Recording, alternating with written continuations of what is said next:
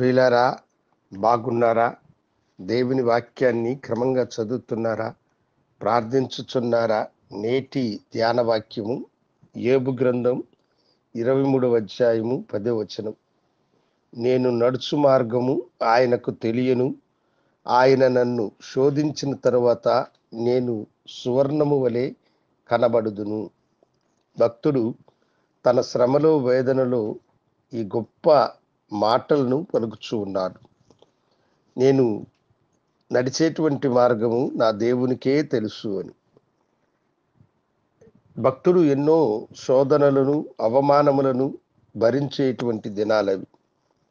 మన జీవితంలో మనకు శోధన కలిగినప్పుడు అది ఎంతో మనలను కృంగదీస్తుందని దేవుని మీద మనము సనుక్కుంటూ ఉంటాం. అసలు శోధనే మనకు వద్దు అని మనం అనుకుంటూ ఉంటాం. భక్తుడైన యోబు చాలా శ్రమలను, శోధనలను ఆయన అనుభవించినాడు. అప్పట్లో అతని వంటి ఐశ్వర్యవంతుడు ఎవరు కూడా లేడు. ఒకే రోజున అతని ఆస్తి అంతా ప్రకృతి వినాశనము ద్వారా, శత్రు దాడి ద్వారా సమస్తాన్ని కోల్పోయినాడు. ఆ ప్రకృతి వినాశనంలోనే తన కడుపును పుట్టిన 10 మంది బిడ్డలు కూడా చనిపోయినారు. అతడి నడినెత్తిన మొదలుకొని అరికాలు వరకు పుండ్లు ఏర్పడి భరించలేనటువంటి దురద శరీరానికి తగిలినప్పుడు బూడిదలో కూర్చొని ఆ బూడిదను తన మీద పోసుకొని చిల్లపెంకు తీసుకొని గీరుకుంటూ అతడు వేదన పడ్డాడు. కానీ తన నోటితో దేవుణ్ణి దూషించక, దేవుడే ఇచ్చాడని, దేవుడే తీసుకున్నాడని, ఆయన నామానికే మహిమ కలుగును గాక అని ఆయన ప్రభుని గణపరిచినాడు. ఈ గనుడైనటువంటి మనుషుడికి దేవుని మీద ఉన్న ఆ నమ్మకము, విశ్వాసం ఏమిటంటే, దేవుడు తనను శోధించిన తర్వాత తనను సువర్ణముగా మారుస్తాడన్నటువంటి నమ్మకము ఆయనకున్నది. ఈ దినము నీవు శోధించబడొచ్చు, ఈ దినము నీవు వేధించబడొచ్చు, ఈ దినము నువ్వు కష్టాల్లో ఉండవచ్చు.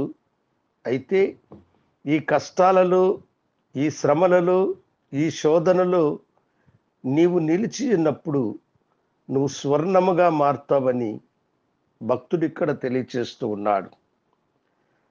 అంతమున ఆయన విశ్వాసము జయించింది, సాతానుడు ఓడిపోయినాడు. యోబు పోగొట్టుకున్న వాటన్నిటికంటే రెట్టింపులైన ఆశీర్వాదాలను పొంది సాతానుడికి అపజయము కలుగచేసి సాతానుణ్ణి సిగ్గుపరిచినాడు. అలాగనే మీ జీవితంలో మీరు అనుభవించేటువంటి వేదనలు, శోధనలు అన్నిటినీ దేవుడు త్వరగా రూపుమాపి మిమ్మలను సువర్ణము వలె ప్రకాశించడానికి ఆయన శక్తిమంతుడైనటువంటి దేవుడు. అప్పుడు దేవుని మీద అంచెలంచెలమైనటువంటి దృఢమైన నమ్మకము, విశ్వాసము కలిగిన వారమై ఉండాలి. యోబు భక్తుడు అలాంటి నమ్మకము, విశ్వాసము కలిగినాడు.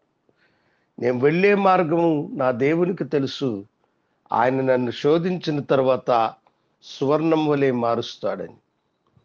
ఆయన స్థితిమంతుడైనప్పుడు యథార్థవంతునిగానే జీవించినాడు.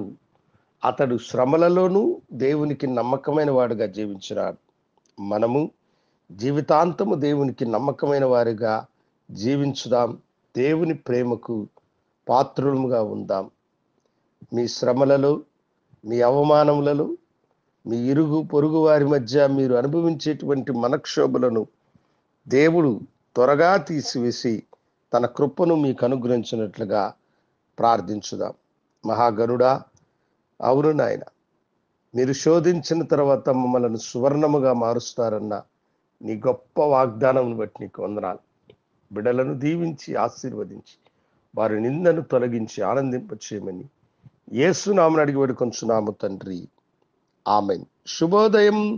ప్రభు మిమ్మలను దీవించును గాక. ఆమేన్.